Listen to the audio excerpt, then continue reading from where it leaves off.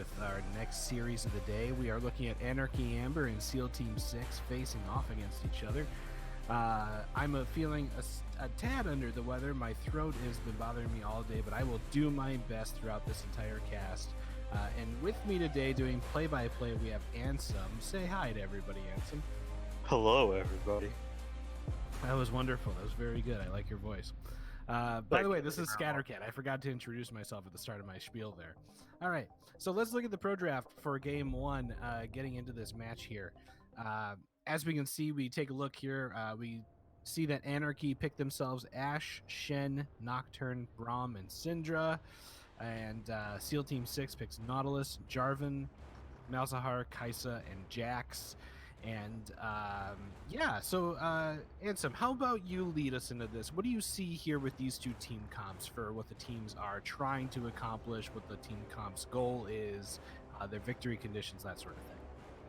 So immediately off the bat, I see Anarchy Amber is looking for an immediate one-off pick and then win the 4v5, whereas SEAL Team 6 is good at just team fight in general, with having Jax being able to split push versus the Shen. Yeah, and what I really like about Anarchy Amber's team comp here is that with the Nocturne and the Shen can always use his ult on the Nocturne when Nocturne goes in with his ultimate. So Yep. Shen can help save Nocturne. They can go for slightly riskier picks maybe. Nocturne won't necessarily die if he does it in a team fight because Shen will be there to help protect him. I really like that safety mechanism in there for Nocturne. Well, there's that, as well as you hide the Ashe arrow with that as well. So you can even just, this is somewhat of an older comp that I used to do with Nocturne, Ornn, and instead of Syndra, Orianna, where you turn off the lights, you have the Ornn ult go through, in this case it would be Ashe, and you can decide whether or not you want to actually follow through on that commit since the darkness lasts long enough. Yeah. And then also on the other end of the rift here, we have SEAL Team 6's team comp. And the one thing I really like about this team comp is that there is a lot of peel for that Kaisa.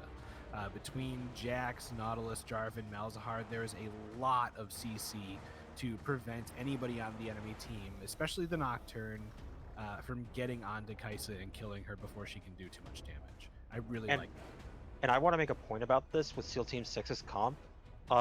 Most comps that try to make this like protect the carry comp with a Kaisa, yes, she does an obscene amount of damage, but usually when you see that kind of a setup, even with the Malzahar, you see that they just lack damage overall. But because Jarvan, yes, he'll build Cinder Hulk, but then he'll build a Black Cleaver and maybe some other damaged item, and you have a Jax, you don't lack that damage threat while still keeping the crowd control. Yeah, exactly. It's a really well thought out team comp, I think, on their part. I think both of these teams really thought about their team comps for a while and came up with some really good ideas here. But enough talking about the team comps, enough talking about getting ready for the game. Let's actually head into the game. Let's get it started, and let's see these two teams face off. Let's rumble.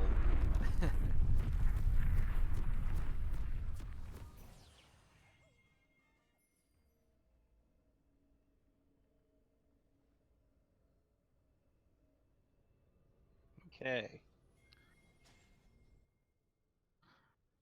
All right. So here we go. We're getting started. Ansem, what's your time at right now? My time is at 28, 29, 30, 31, 32, Okay, 33. I'm right there. We're good then. Okay.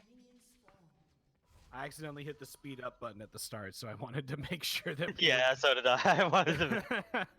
But so we do see a sort of like a so we do have a 5-man stack on that invading bush for the red side at blue buff, whereas the blue side it looked to invade, and this is what a lot of junglers like to do, where they put down vision out in the top half just to make sure that their opponent's jungle doesn't do anything like really crazy, like starting red or raptors. Where now the mistake that he actually made was that he didn't immediately back and switch to a sweeper, because that's what you're actually supposed to do when you do that kind of an invade as a jungler.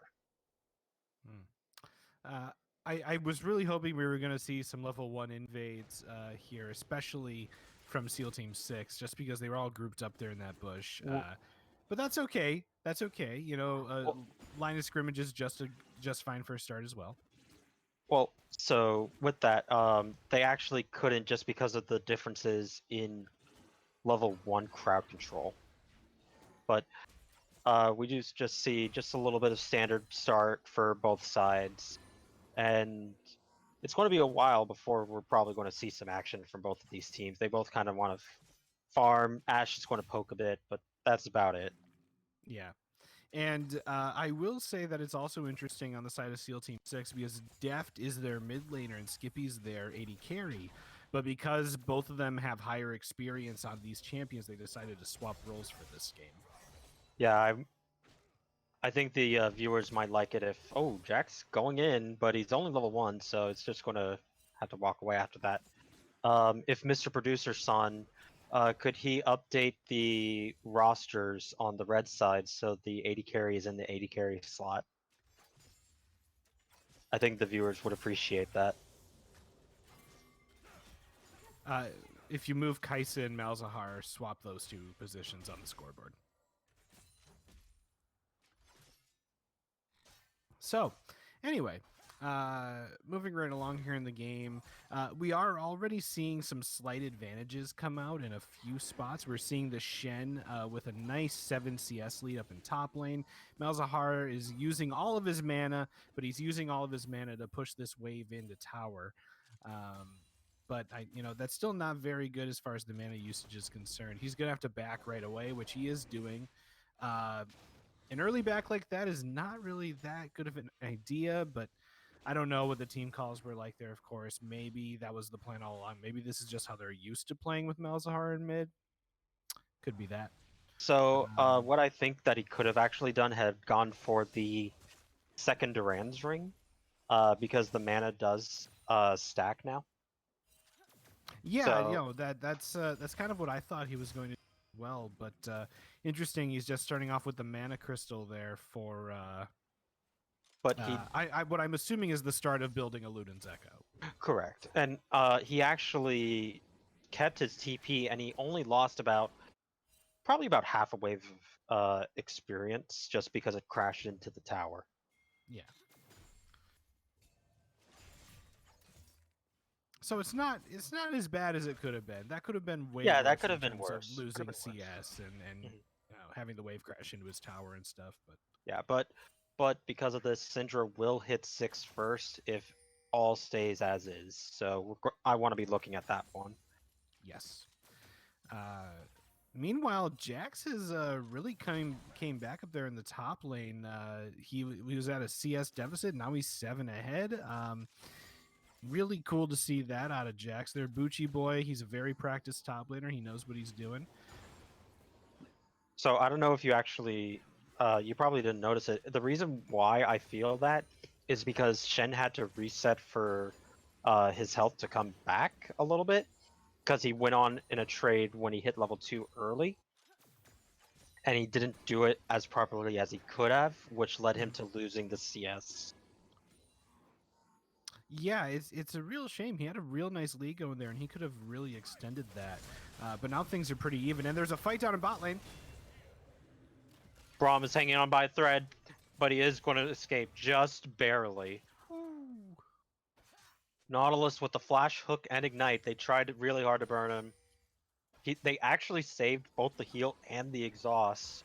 Ash burned the flash because she's an immobile AD carry. I was really surprised that Ash held on to.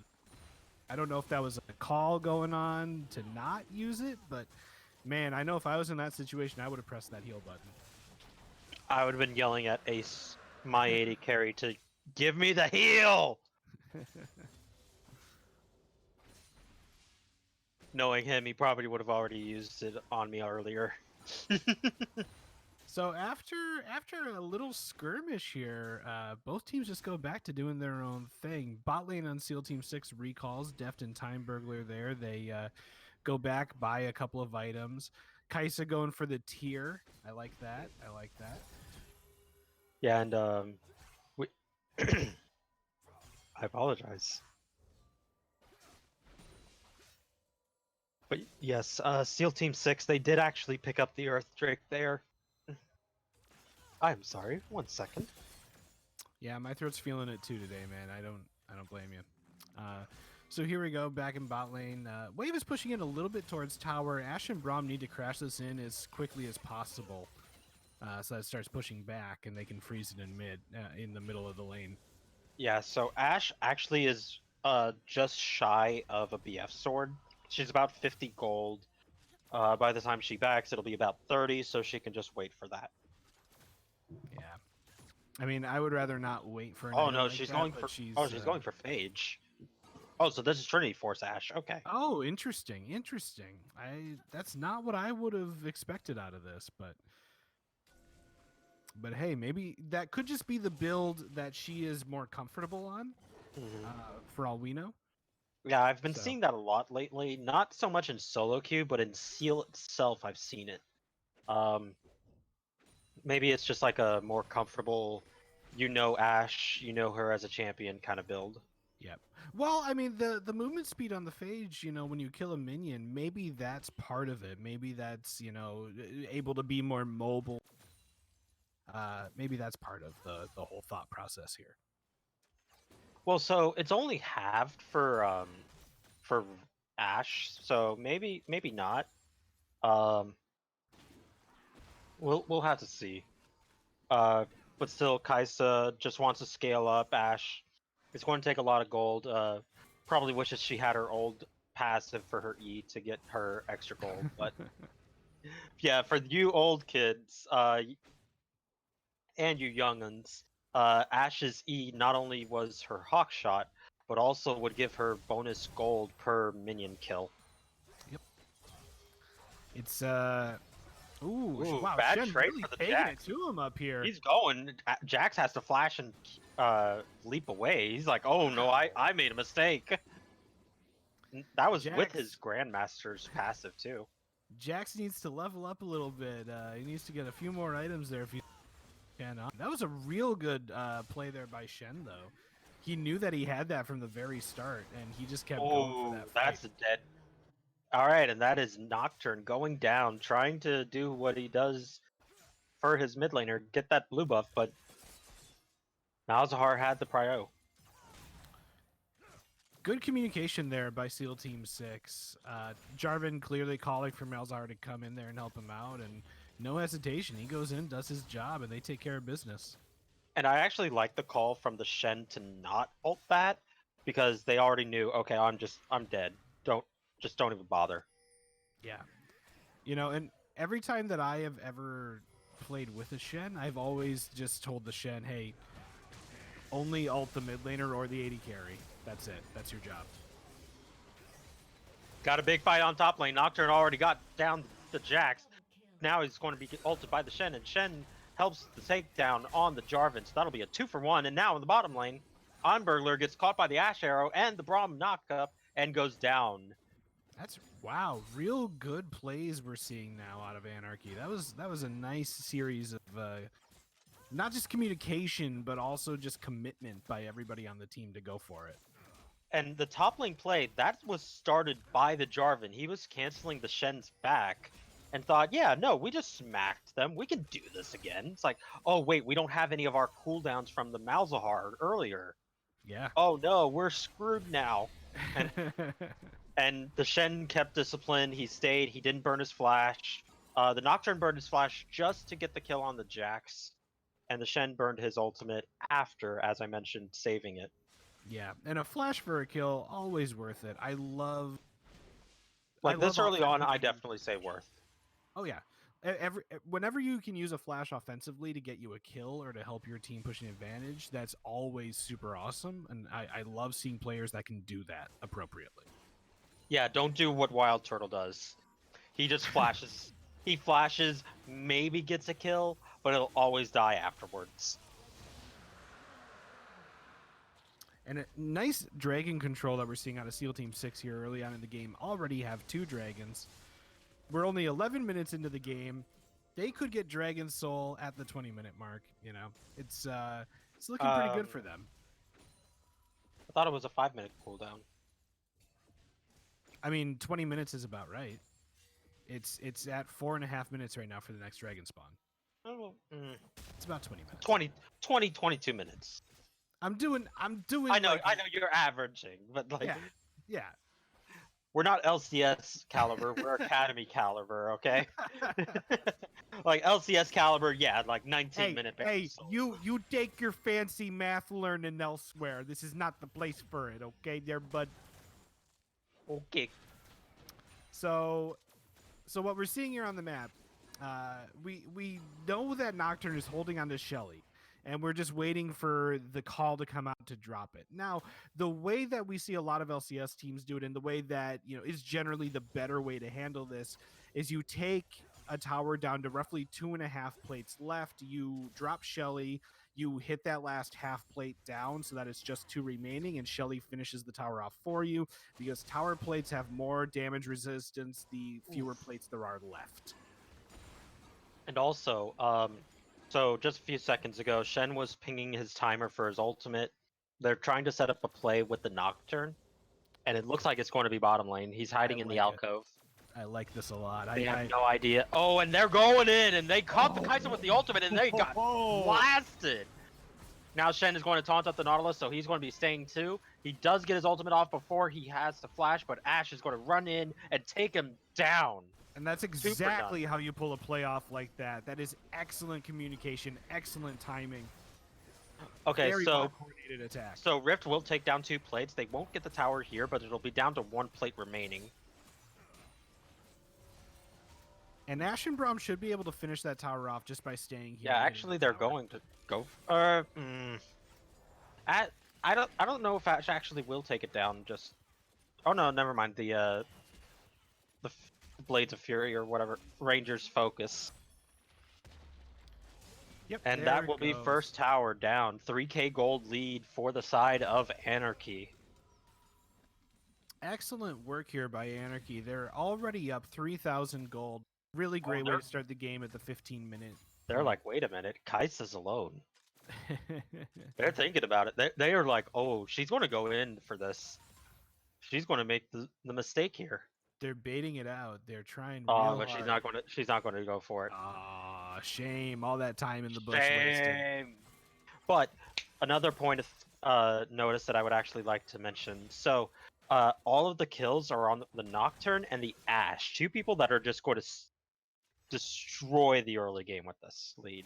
Oh, Jarvan, Kai'Sa, Nocturne. They want, or Nautilus want to fight down here. They're trying to get to the Ashe. Ashe does use her flash and her ult. Kai'Sa does get out of the tower range before the tower can execute her. And with that, it is a 1-0 for the side of the Kai'Sa. It wasn't the prettiest tower dive, but it worked out. It worked out, and it got Kai'Sa a kill. Yeah, so the Jarvan didn't want to risk anything. He used his R just to go in immediately, which caused the Ashe to flash. He didn't use his EQ at all. But this Shen is just destroying Jax right now. Until Jax has some damage, though. Oh, there we go. We got that Conqueror. We got that Grandmaster's Might. Let's go. All right. So Jax is actually making it a little tough up here now for Shen. It's not as easy as it used to be anymore. Yeah, the Shen, that initial part of it was like, yeah, no, Shen favored. Okay, cool. But then as it continued, the Conqueror stacks made it so that way the Jax could actually match it. Yep. Really, really going to be fun to watch those two fight it out the longer this goes on.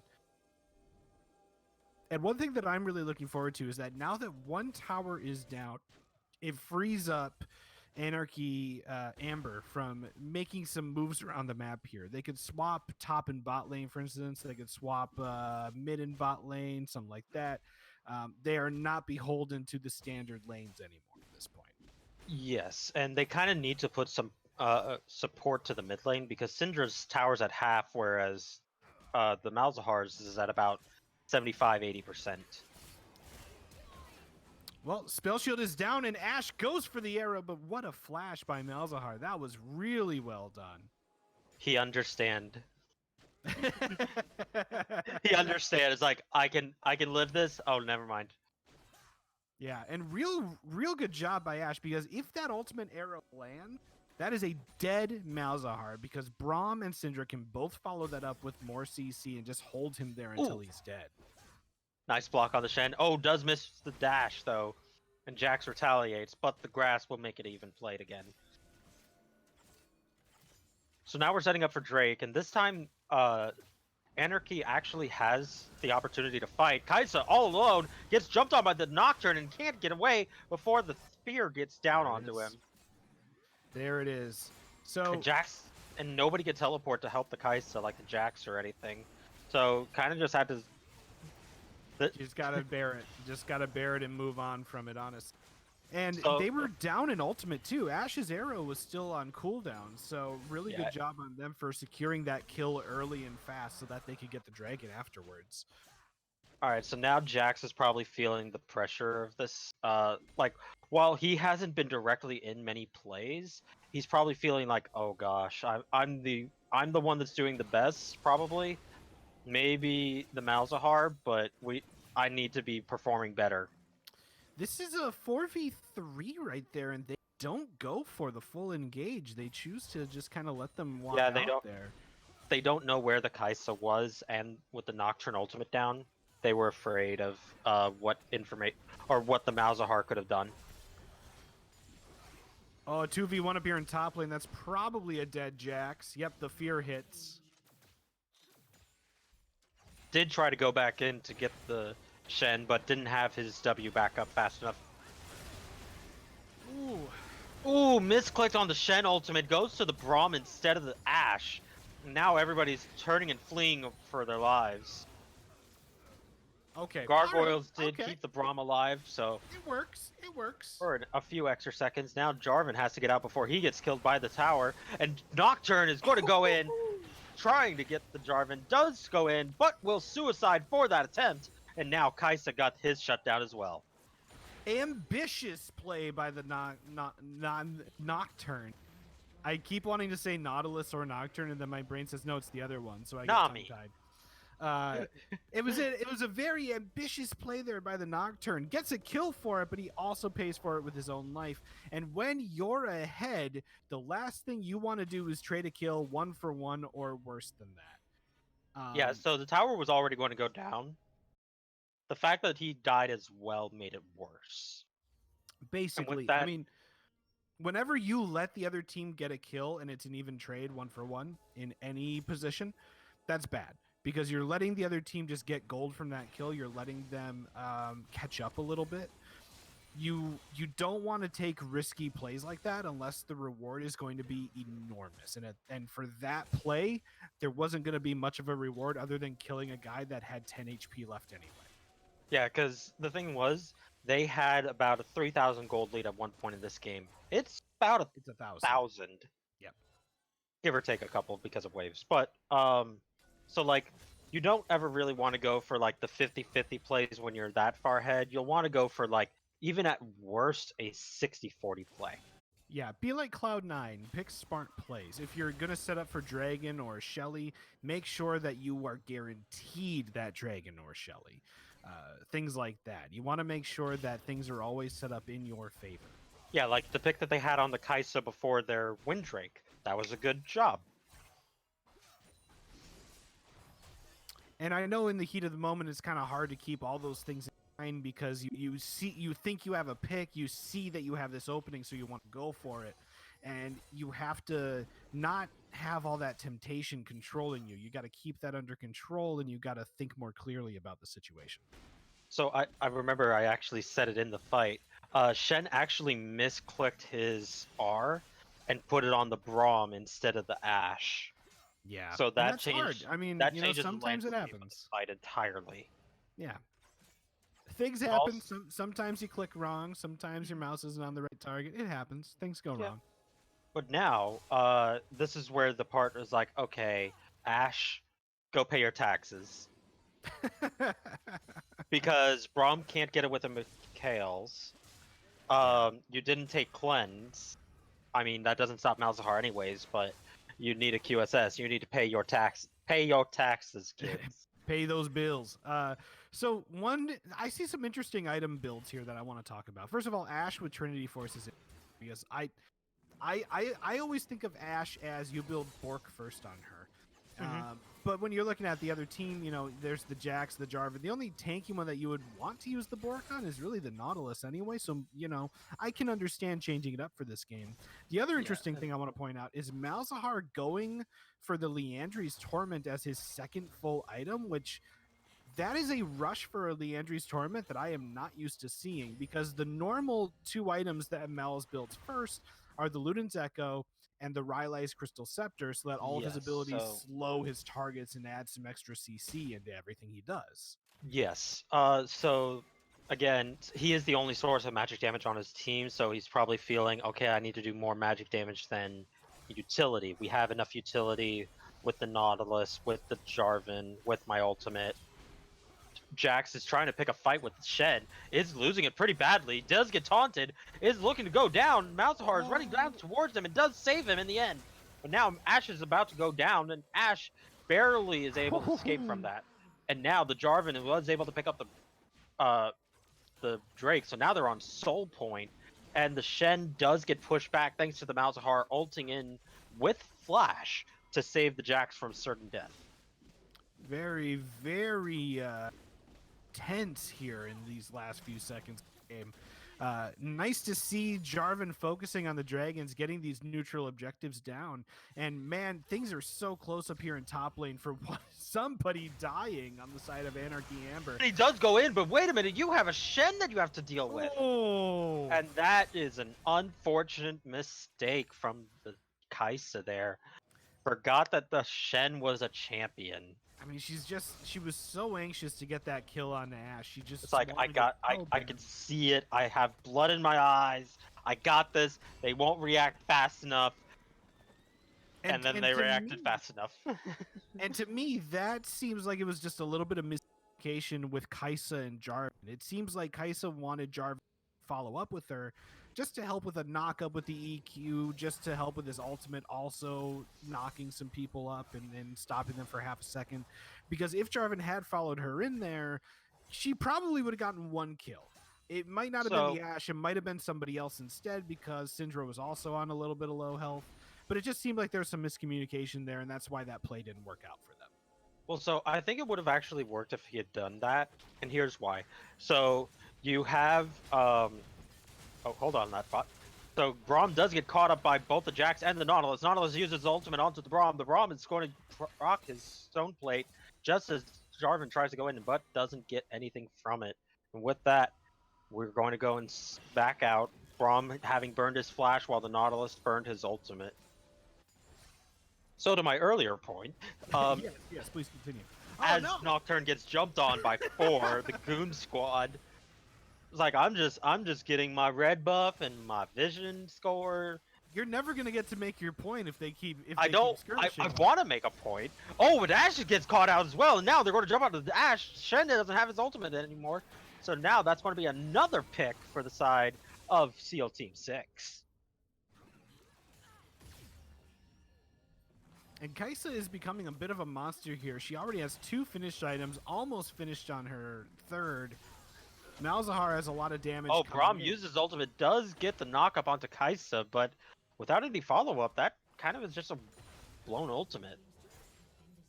A little bit. And Jax, meanwhile, split pushes the bottom lane as he is supposed to do. Split push Jax, takes another turret. And we are seeing, for the first time in this entire game, CEAL Team 6 has the gold lead of almost 1,000 gold. Mm-hmm. Excellent job by CEAL Team 6. Down by 3,000 earlier, coming back and now taking the lead of the game. This game just got a lot more interesting heading into the 26th minute. Yeah, and with them being at soul point, now they have to worry. Like, normally you would think, okay, Baron's up, we're 25 minutes in, and we got to worry about that. No, you have to worry about soul point, because soul is so much more worth it. Especially given the fact that it's a Windrake. That means Jack's ultimate is going to immediately give him a huge speed boost. Kai'Sa ultimate, Nautilus ultimate. Like, they're going to chase you down as soon as they proc their ultimates. Jarvan and Malzahar, they kind of stand still. So yeah, that's true. Yeah. But yeah, just Windrake helps SEAL Team 6 out so much here. Just engaging alone. Mm-hmm.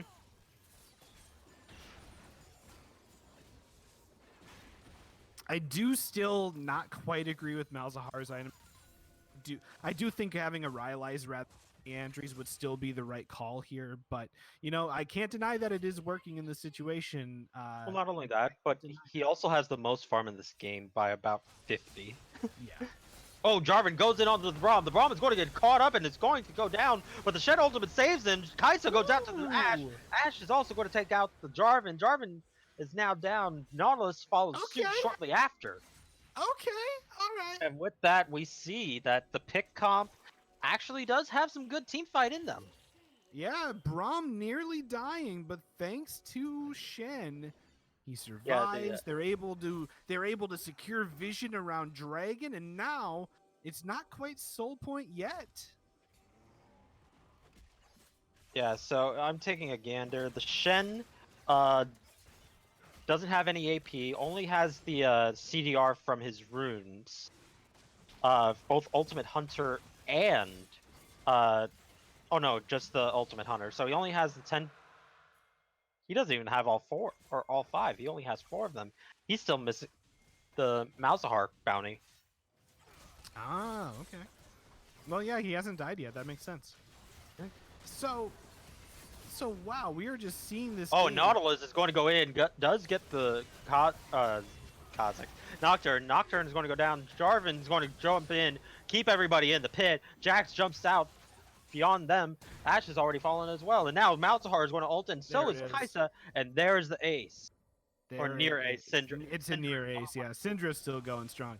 So this game is not on a knife's edge. This game is on a teeter-totter's edge. It keeps going back and forth depending on which team is able to make a good pick. A seesaw, if you will. Yeah, a seesaw, if you will. Malzahar. So Malzahar just keeps the Syndra busy so that Syndra doesn't, you know, find a way to like try to steal Baron with an EQ combo, which would be risky anyway.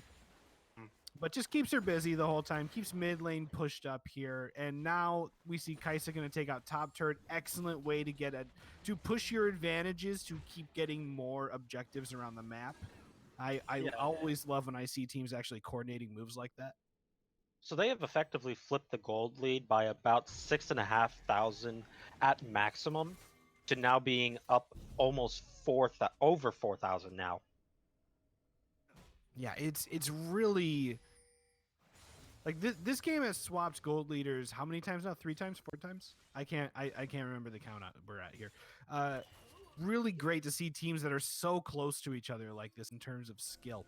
And another really interesting thing here is that we're seeing both teams prioritizing getting these picks, and then they immediately use the picks that they get to go for an objective right away after that. They both have that same mindset, even though I would argue that Anarchy Amber has the better pick comp.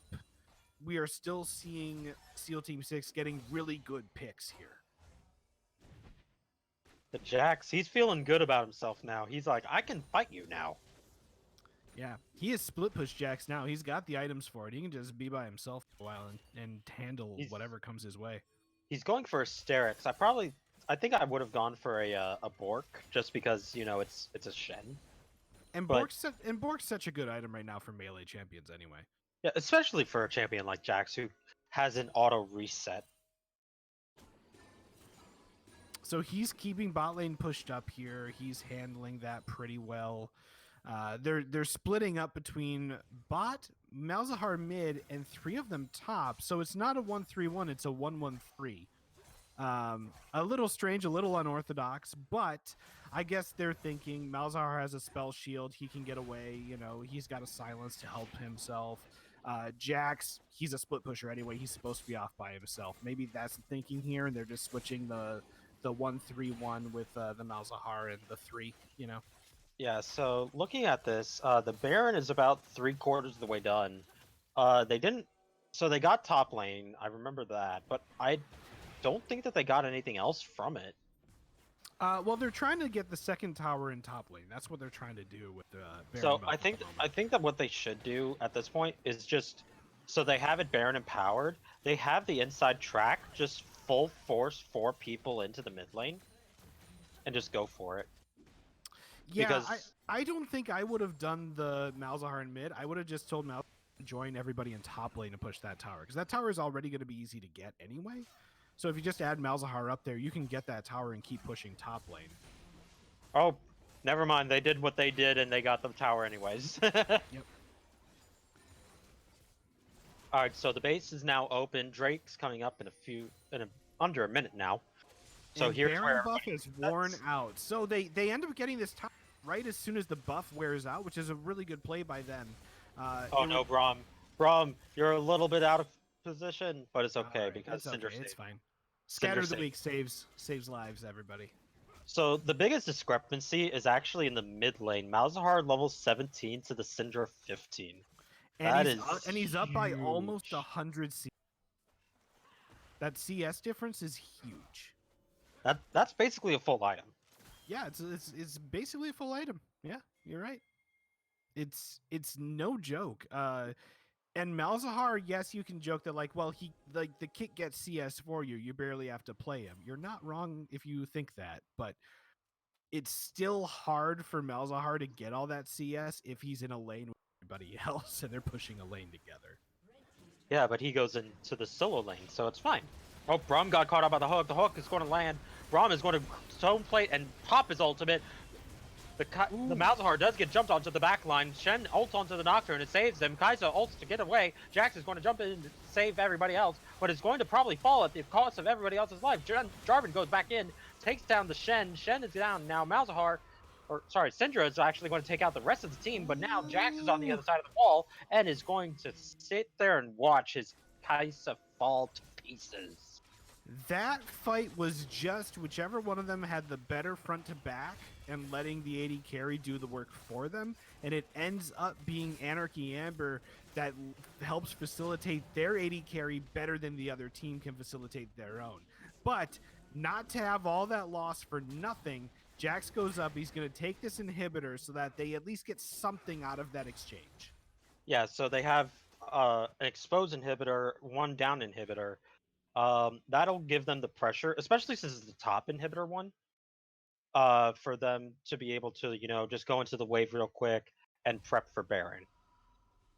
And this is just, oh man, you see the gold lead that SEAL Team 6 has, and you would just assume, well, they have that gold lead, so they're gonna keep the gold lead. They're gonna keep winning these fights. They're gonna keep shoving Anarchy Amber back into their own base and making them play on the defensive. But Anarchy Amber is not afraid to go out there and get their hands dirty. They are not afraid to fight over an objective, even when they're behind.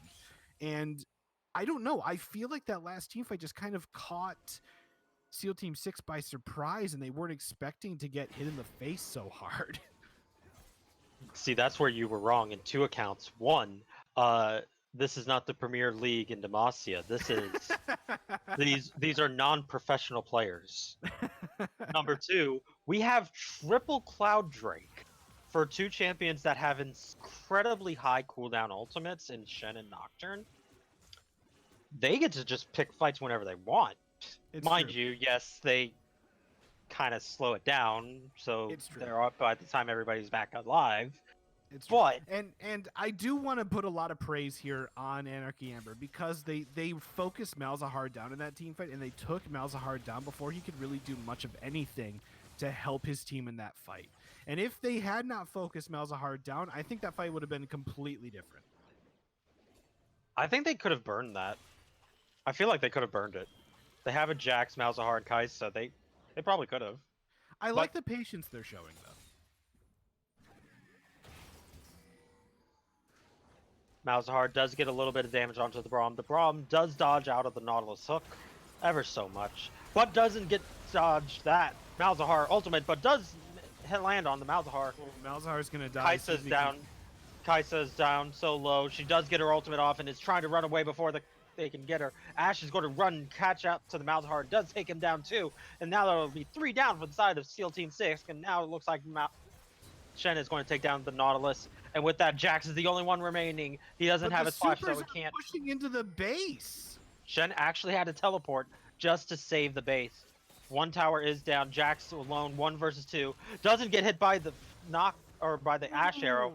but just barely goes down thanks to the Syndra using the Scatter the Weak to keep him Good stunned. job, Syndra. Way to save your 80.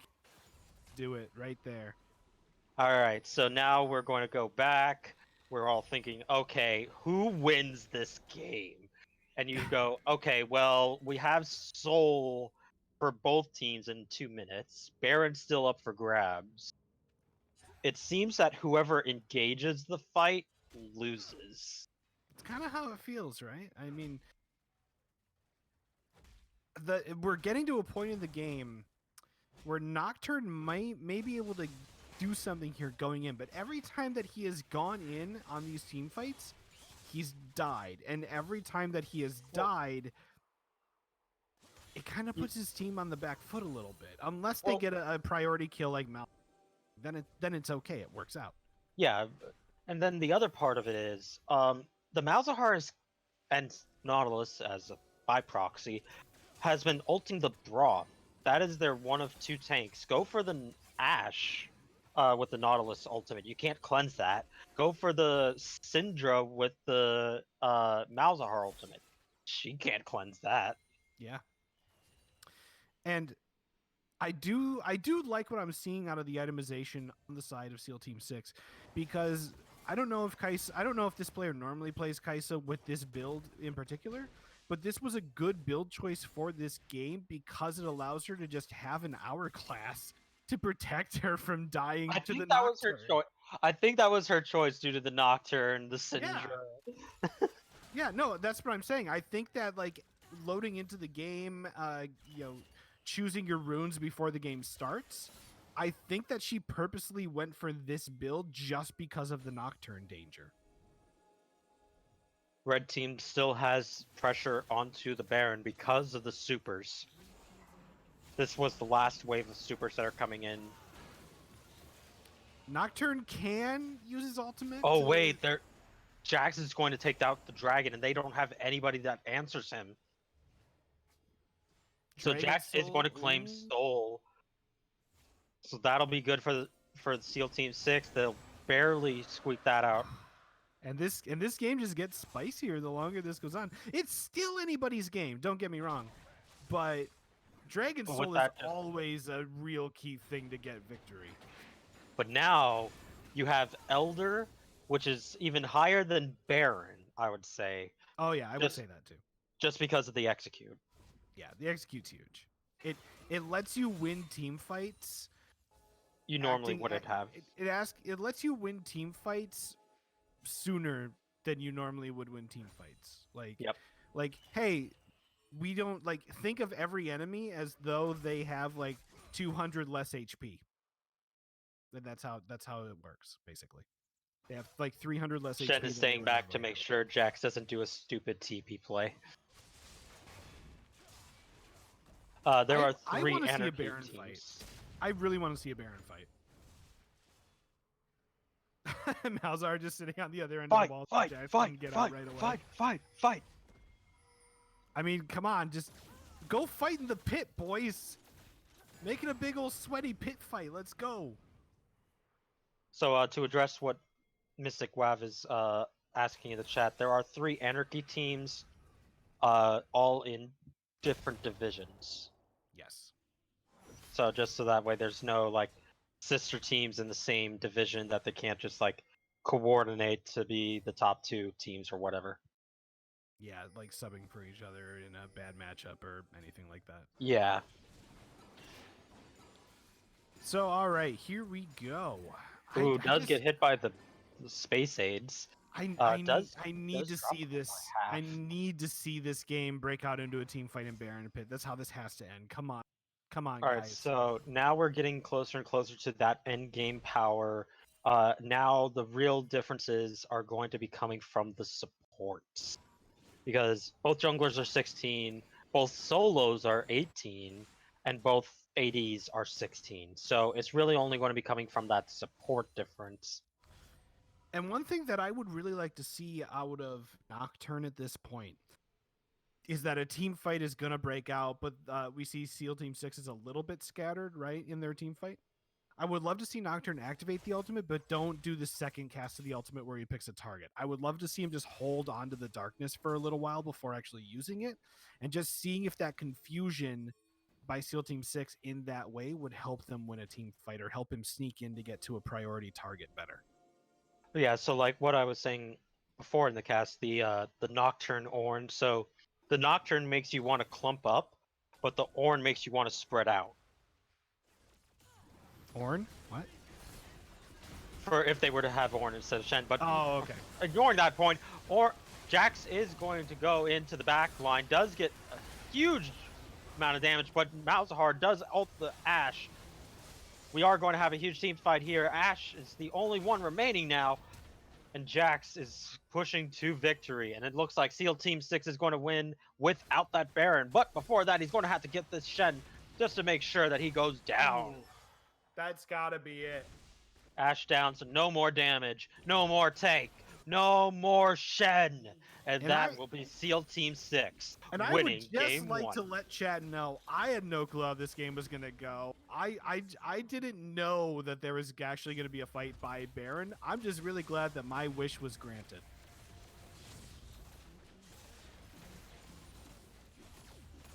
And to start off this series, SEAL Team 6 goes 1-0. We'll have to see if Anarchy Amber can bring it back to a 1-1 by the end, or maybe SEAL Team 6 will be able to go 2-0. We will find out after a short break when we come back to you with game number 2 of this exciting series.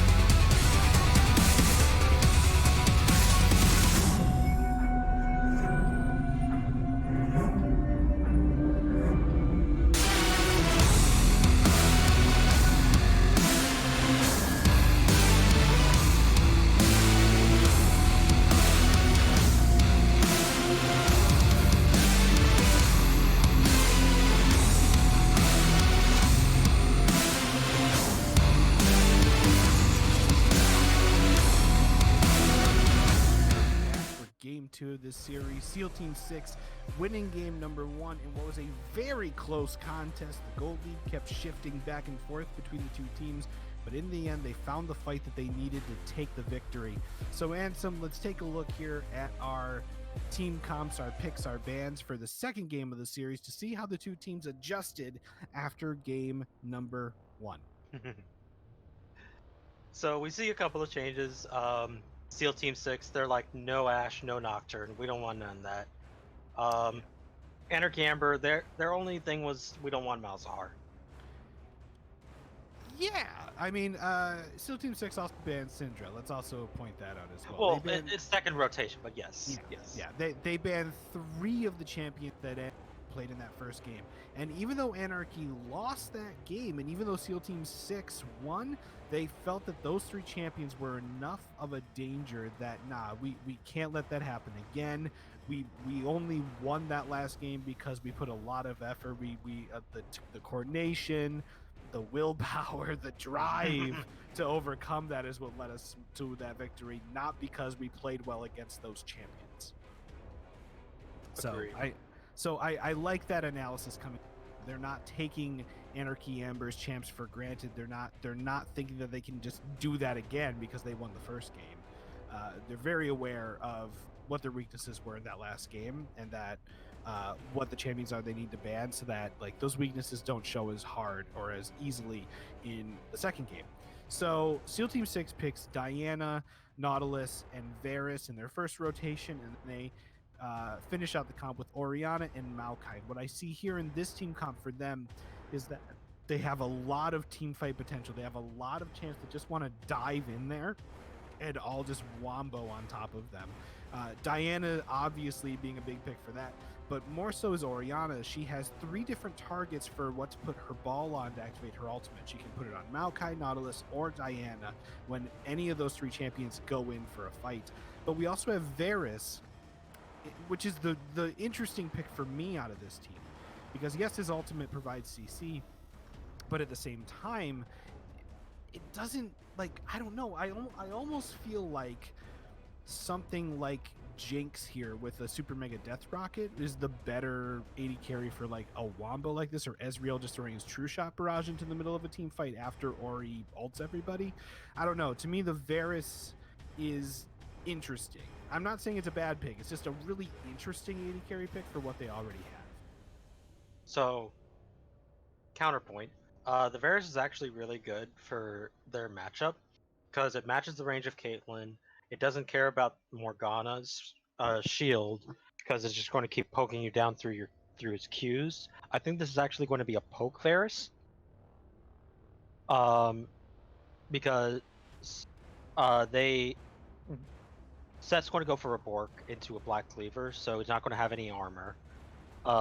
Cassidy is going to take a long time to scale up, and Warwick is going to be the realistically only frontline on the team.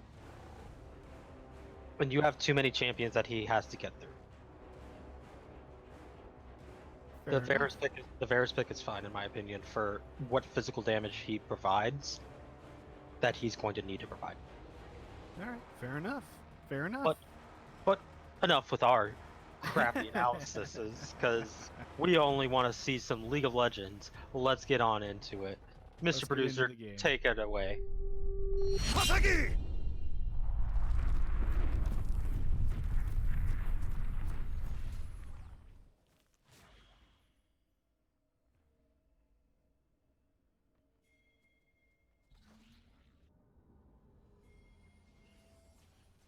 All right, so here we're going on in. We're going to see, it looks like another 5-stack invade for the side of SEAL Team 6. Nobody was spotted either, so. Yeah, nobody spotted. They did see somebody cross over though. Oh no, he doesn't even have to use his Q. He could just walk up and hit him. Nice work there. Excellent job. Varus actually ended up flashing, and Orianna still ended up getting the kill. So unfortunate, but you take what you get. Unfortunate, but hey, sometimes that happens. And luckily first blood never determines the victor in a game. It's fine. This doesn't mean they're gonna win. So 100% of the time. so it's okay. It's fine. It lets Ori buy another Doran's ring, which is the right item buy for that situation. That's exactly what we do. 2 Doran's rings like that is a great start. Yeah.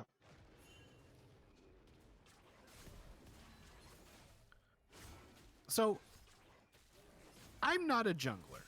I don't claim to be a jungler. I don't claim to know how jungling works. Sure. But Diana doesn't strike me as a jungler that is in high demand right now. So, yes and no. So the fact that she got the buff in the post preseason, where her R and her R and her E effectively flipped. Yeah. She became a much better jungler, as well as just a much better character. And the reason for that is because she now has early gank access, which can match the Warwick. Now, she's not going to win a duel against Warwick, that's for sure. But is now actually able to, you know, at least match the pace of Warwick. And she is certainly clearing out jungle camps just as fast as he is. Yeah, the W helps a lot. Oh, Set's giving him a pounding. You know, Set's Does doing Haymaker. Set things. Oriana's doing Oriana things as she should to this Kassadin. Oh. Here we Oh. go. Okay, so no, the Diana did get the blue buff, but the Warwick does get the... Okay. All right, that's a good flash. That was a good flash. And Warwick did not have flash to follow. So, because he already used his flash earlier and he died to that jungle invade, so Yep. it wasn't off cooldown yet. But we take those. We take those. Oh, we always take those every day. Every day. Set, for all the work he's doing up in top lane, it's not amounting to much of a CS lead. Again, that's... It's just him saying, "You're not doing anything this lane, Maokai. I hope you understand this." Yeah. Go. Okay. But with the lead that Set has, he's gotta let the whole wave crash into the tower. He's gotta let that wave get back out into the middle so that he can just freeze it there and stop Maokai from getting anything. I mean, Maokai's doing a good job of that himself, not landing a lot of this CS. Caitlyn trading a little bit better than the Varus. And Set does an early recall too. Little odd, little awkward. One for a D-Blade. And it's a pink also- ward. I wanted to shut up because of the fight in mid lane, but But there is a huge fight going on. Diana does jump in, but he doesn't have the pull. Does go for the second dash, but unfortunately... Oh! And he does go for the flash, and he does get the kill. Go Diana. Diana making quick early work of that Warwick. I mean, just focusing on the Warwick, still no flash anything, right? So they're still just focusing on this Warwick super hard. It's like, I get you did good last game as Nocturne, but you're not getting it again. And Maokai actually is healed up, but he doesn't have any items, so he just sat and waited until his passive kept coming back up. And there's another interesting thing I want to point out here early on, since we're trying to find things to talk about before any real fights break out anyway. Set didn't take Ignite, and I'm used to seeing Sets take Ignite almost exclusively. He chooses Teleport instead. Oh no, there's a trap there. No, oh boy. The heal matched the damage. If he didn't heal, he would have died. Yeah. You know, Kassadin here is holding his own in mid lane. He's doing fine. He's losing the P, but he's tying in CS. Yeah, and that's just because he wasn't 6 yet, Now he has a catalyst, so now he's actually going to be able to, fight in these lanes. Nautilus does walk onto a trap, doesn't take as much damage thanks to his W. Is actually maxing it first instead of the hook. It's an interesting choice. Yeah, I definitely understand. Like, you're against a poke lane, you don't want to take as much poke. But I'd rather have that Q, because when you go in and you do hook the Morgana, you want your hook to actually break the shield. Because she's never going to max her shield first, and if they do, then you just go sad face. Well, then why not max your E first instead of the, because the E's going to do magic damage and hurt that shield too, right? It will do a little bit, but it will do less per wave. Orianna Shockwave does catch onto the Kassadin. The ultimate does get onto him. Maokai did flash, but it doesn't look like. Oh, Diana over the wall. This could be a triple kill for Set if he plays this right. There's one down for the Diana. Now he's going to work onto the Maokai. Oh, and he didn't get the Haymaker off. And that will be an unfortunate down for the Set there. Does pick up a Vampiric Scepter on that. But with all said and done, that is a 2-for-1 favoring SEAL Team 6. Yeah, so that's gotta be a Bork first item for Set. That's Yep. gotta be what he's going towards. That can't be a Death's Dance already. It's gotta be a Bork.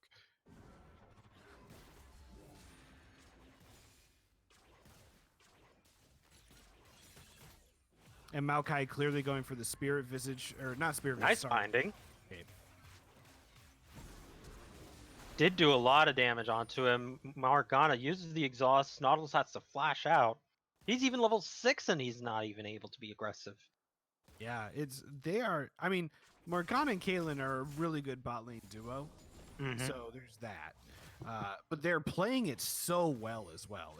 Like, this is not just yeah, we've played these characters before. We know how to play these characters.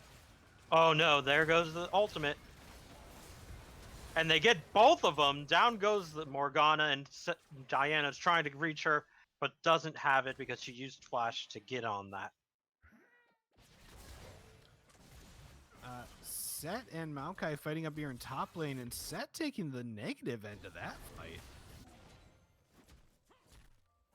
That was the Aftershock plus all the health and armor he has.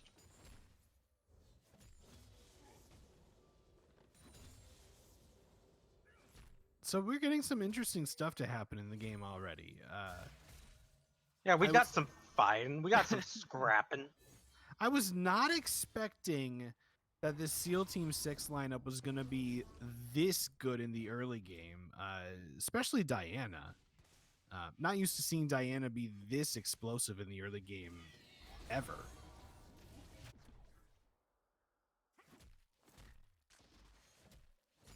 Also was not expecting to see down by 10 CS in the top lane and not doing great up against a Maokai either. And didn't he have the counter pick? I can't remember. I'd have to go. I'd have to go back and look at. He did not have the counter pick. The Kassadin did.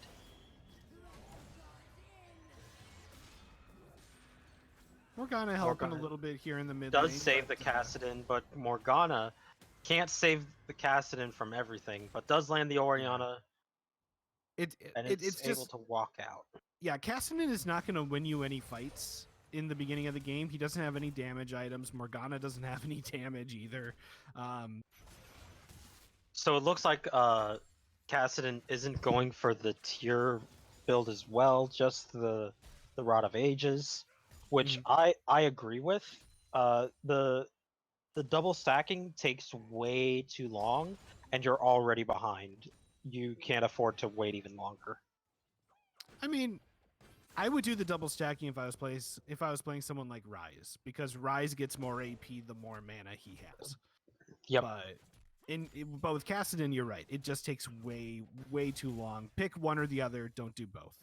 Yep.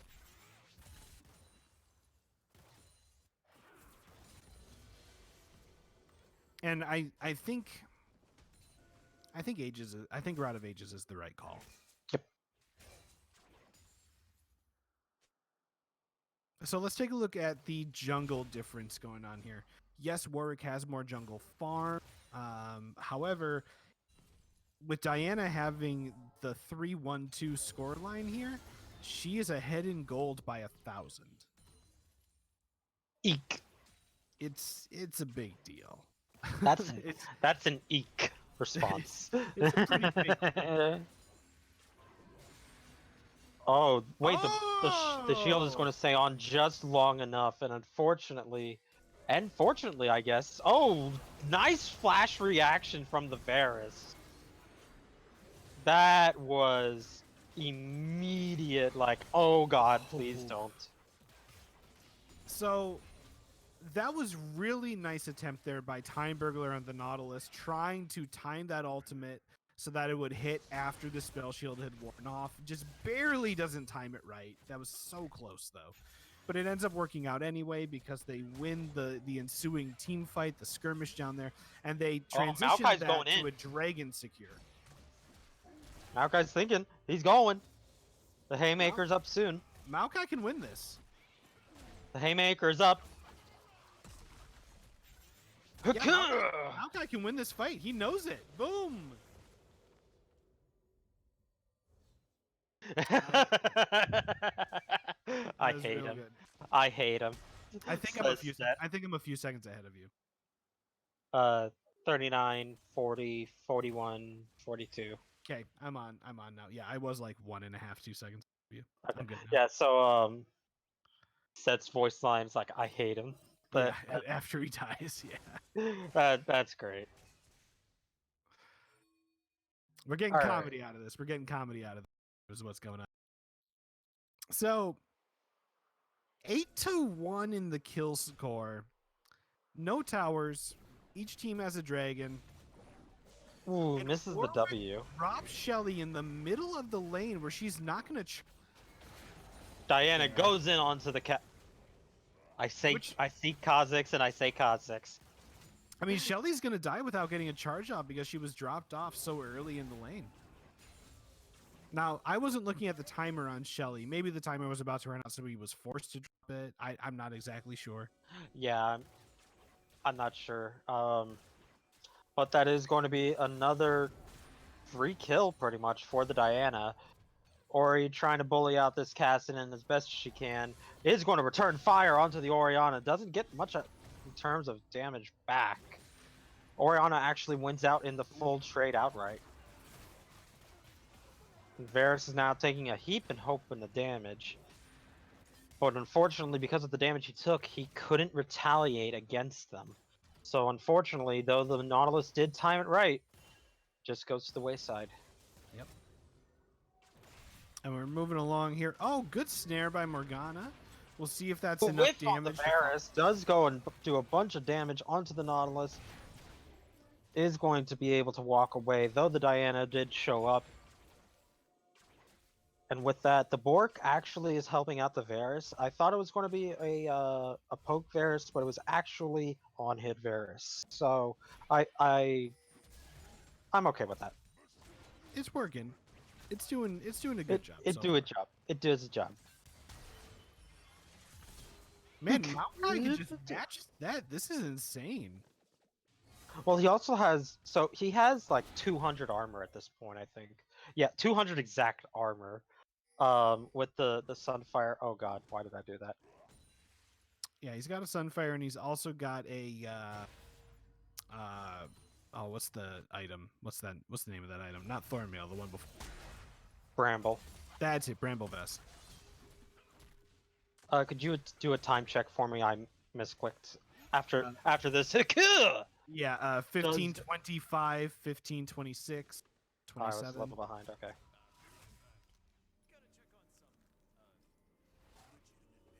30, 31, 32. I'm at 35, 36, 37, 38. Okay. I'm good now. Okay, good. Yeah, I misclicked on the time. That's fine, man. And we've all done it. Who among us has? So Diana secures Shelly's cousin Shelby, and she'll be moving Shelby down here in the mid lane. I would imagine she drops this right away. She is. She's totally Get right. And that's a dead tower in mid lane. And I'm just remembering, Rift Herald died like just 2 minutes ago top lane from the Warwick, so Yeah. dang. Short time now. Yeah, it's short. So yeah, Shelby helps them take out first tower of the entire game. Hard to believe that we made it almost, don't believe that. 16 and a half minutes in and only one. Yeah, with 9 kills, 4k down. Like, I do not believe that. Alright, where's the Haymaker? Good Haymaker is unfortunately Haymaker. still going to go down due to the Orianna. Yeah, Maokai can just tank up that tower. Doesn't care what damage it does. Or he might care, but, it's just one shot. Good communication between the two. Ooh, Morgana not holding back. Flashes immediately. Is going in. Does get knocked up by the Nocturne, and Warwick just barely dodging the Diana ultimate. How did nobody die in that whole fight? So that they were kind of afraid of the Nautilus just returning fire, I think. Because Morgana still hadn't dropped her shield on anybody yet. Diana's hard thinking about it. Nobody dies. But with that should be Drake now. SEAL Team 6 trying to push in for this tower. It's under half HP. They may just get it before they get the dragon. Or they could make me a liar and be doing it anyways. That's cool too, I guess.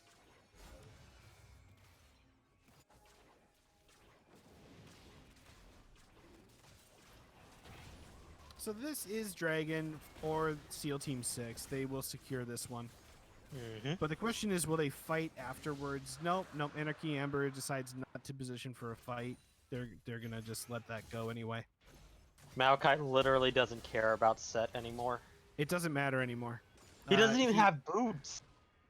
The man doesn't even have boots. It's actually crazy how well Maokai has done against Set. If I had not seen this, I would not have believed it. But Warwick's here to lend a hand. But so is Orianna. And that's a dead Warwick. Set's just saying, I'm sorry. I'm so sorry. I'm sorry, Jungler. I'm sorry. Also, can I complain about false advertising for a second? Because in neither of these two games has the level 99 Kha'Zix played a. I'm a little upset at the false advertising going on here. What about the Evelyn from earlier in the previous cast game? I was spending time with my wife, so I was not watching that. Ah. So. Yes. So there was a guy with Evelyn in his name. He did not play Evelyn. Oh, that's disappointing. Ooh, could this be Set and Kassadin winning a team fight here? Set doesn't have his ultimate, so they're not able to get that. But they did catch the Orianna. Kassadin Diana comes in. Diana might be able to turn the. Ooh, maybe oh no, not. Set's got his Bork now. He's able to fight. But Warwick is going to go down, but Set still has his Bork. He has the power. And he does take it down. It just fights across the map going on. And it ends up being one champion alive for both teams. It is the Set staying alive and the Nautilus staying alive. And I guess if I had to pick one or the other, I would hope that the Set would stay alive. I would want that team. Set, teleport bot. Oh, you don't have it. Never mind. Nautilus is trying to get this tower. Nautilus He's trying to will get that tower. Set's not going to get this. No. Or he comes running in and it's like, you're not getting this one, Set. Like, okay. So now the lead on SEAL Team 6 here goes to 6,000 gold.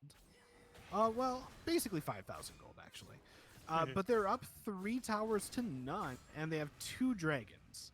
So very much the lead is in their favor. The entire game is in their favor. And while I can see how Anarchy Amber comes back into this game, it relies on them making good macro decisions. It relies on picking good fights, and they can't really make that many mistakes anymore. They have to be at the top of their game for the rest of this.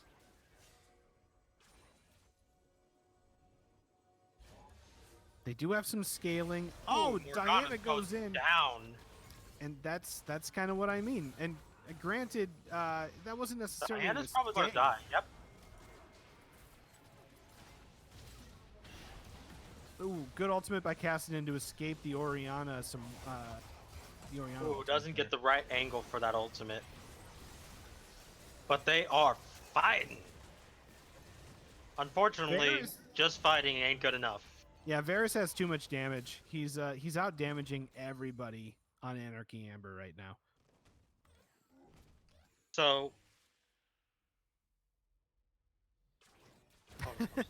So I'm not necessarily. I was going to make a point, and then I can't remember the point because too much things are happening. It's a lot of stuff going on.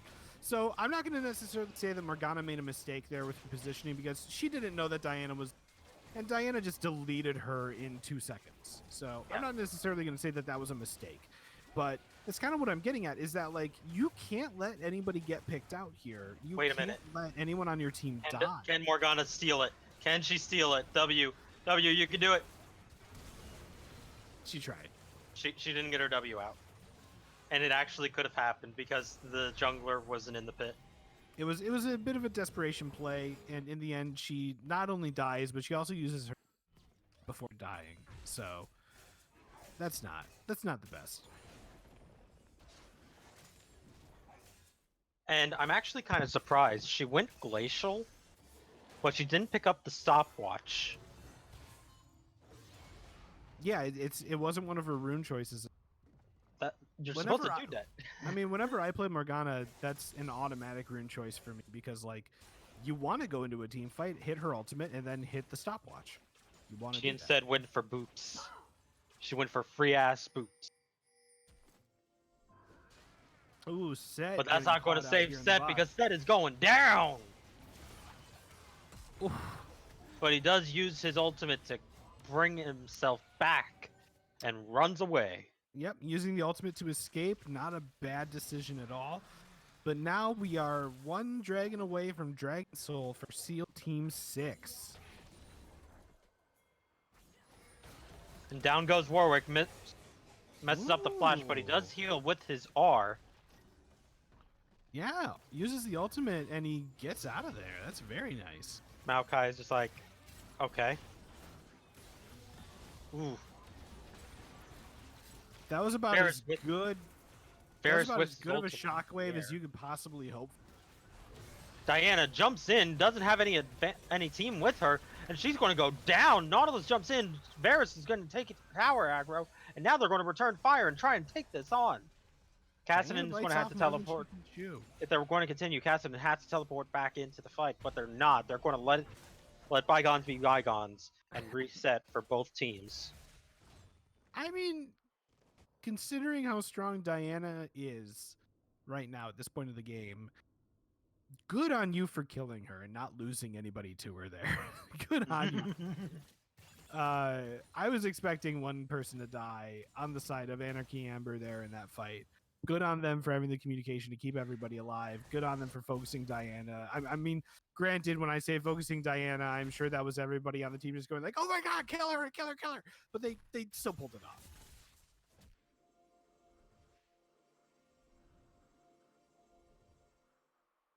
So what is the goal difference here? Let's do some math. We have 3,600, 4,300. That is a 7,000 difference. And yeah, the goal just keeps stacking up here for SEAL Team 6. And I mean, Anarchy Amber can still do things about this. They can still catch people off guard out in a side lane or in the jungle to get a free kill here and there. There are still ways for them to climb back into this game and take over the driver's seat. It's just that the longer this game goes on, the more difficult that's going to be for them. So they have to kind of try to find an opening pretty soon here.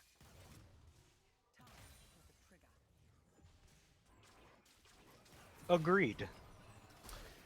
And really, especially when Varus can almost one-shot the Caitlyn too. Yeah. That helps. And really, all that they have to do is just keep Varus alive. If Varus lives, oh heck yeah! Oh wait, he's going in. He does get a lot of damage, but he doesn't get the haymaker off. Oh, But here comes Warwick, and he does take out the Diana. There it is. There it is. So they traded 1 for 1, and like I said in game 1, if you're behind, trading 1 for 1 is good for you. Yeah, like we take those. It gives you more than it gives the team that's ahead. Flashes and uses his ultimate. Kassadin.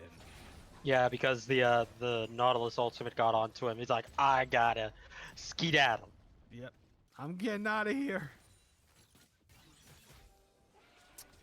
And Kalen putting up the traps there just to guard the entrance. Smart. That's what you do. That's exactly how you play that. God, that's so painful to look at. Just the QW onto the Morgana, just half health, gone.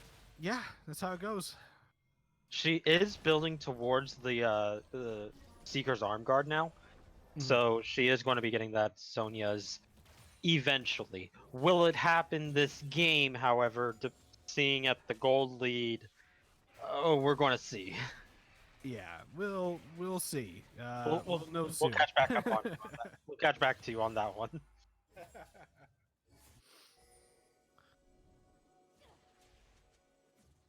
Oh man, so like it's just kind of this game. I mean, granted, we all have solo queue games that feel like this game does. If you're on the side of Anarchy Amber, where like you'd have some people on the team being like, "Ah, GG, game over," and giving up. But we're not seeing that out of Anarchy Amber here. They're still digging in. They're still making moves around the map to try to figure out some way to come back into this game. Okay, I have a huge gripe. I'm sorry, I have a huge gripe with this Warwick building Titanic now. Oh my god, dude, you don't need to do damage. You need to survive. Get a gargoyles. Oh my god. I almost wish that Set had stayed split pushing top because he has teleport. And he has the damage to take out that top tower. Yeah, and now they're going to give up Soul Drake for free with that. Basically, yeah. I mean, because you can have Set TP into Dragon Pit, immediately ult the jungler, you know? But now they're all so far back, they're just giving it up for free. You know, they're not even positioning to try to stop that fight.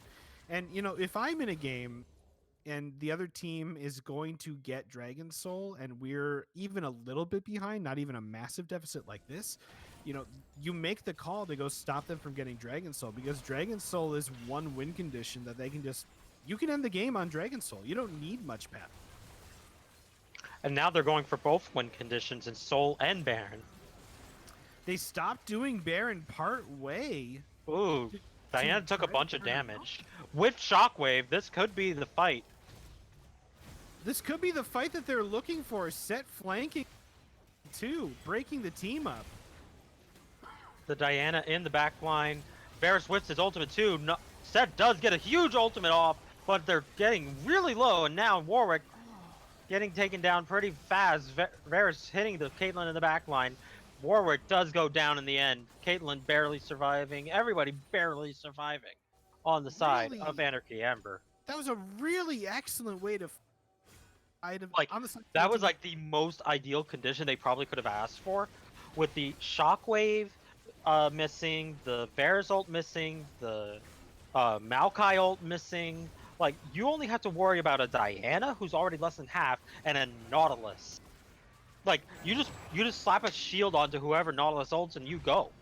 Yeah, and granted, you know, I'm not trying to rag on. I'm saying that SEAL Team 6 just played that team fight so incredibly well, where even after missing those abilities and having Anarchy Amber have some openings there where they try to take that fight, and where even Set like came like 4 members of the other team, they are communicating, they are positioning well, keeping Varus in the back line where people can't touch him, and he just lays out so much damage with his auto attacks and his Q poke that they just end up taking over the fight anyway.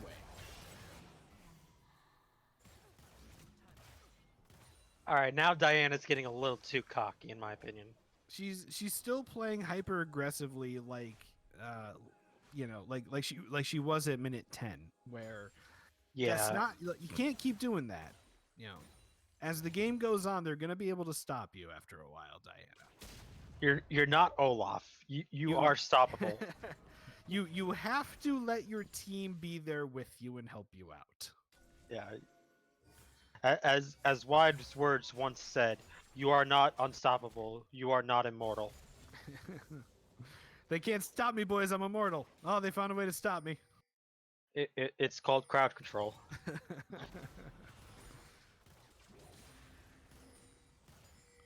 Now, they do have. turn this around and engage. They're going to try and fight it, but they do miss, and the shockwave goes out. Cassidy has to walk away. Warwick is going to go down. Being 2 and 9 doesn't help you at all. Caitlyn's still trying to rain fire upon them, but it's going to get hit by the hook, and it's going to be able to walk away with no deaths and 3 for the side of Anarchy Amber. And with it was a 4v3 to start that fight off. It was in their favor. And please, Mr. Maokai, leave me alone. And what ended up turning that fight for them was actually Varus landing his ultimate to stop them from chasing him. And rather than disengaging with the Varus ultimate there, and after that wears off, Anarchy Amber still makes a call to keep going for that fight. And it ends up costing them. And it doesn't end up just costing them that fight, it's going to cost them the entire game now. Set just flashes over the ultimate from Maokai. Is going to use his Haymaker, but unfortunately doesn't have his ultimate, so now everybody is just going to die. And that will be the quadra kill for Varus. Will that be the They penta? want to go for the penta. So close to another free sub. All right. Pad those stats, boys. That's one where you go dive. But unfortunately, there is no free sub for this match. SEAL Team 6, however, will claim the 2-0 over Anarchy Amber. We'll have to see them again in the playoffs, because that was a very close game. And I want to congratulate both teams, by the way. It's not like I'm not just going to congratulate SEAL Teams because of that second game, because that first game was an close game between these two teams. And even though SEAL Team 6 ends up being the victor with 2-0 here being the record between them, I could easily see them having a dead even series if they both face off against each other again later in playoffs at the end of the season. Yep. So with that, that'll be the end of this match. Tune in next week on another exciting episode of Casual Esports Amateur League. By next week, I mean in a few minutes, so don't go anywhere. I mean in a few minutes because we're still doing I know. Yeah, don't It's only leave. Friday. It's only Friday. Don't leave. We're not done yet. We'll be right back with the next series. Take a break, everybody. Get a drink. I know that's what I need to do. We'll see you soon.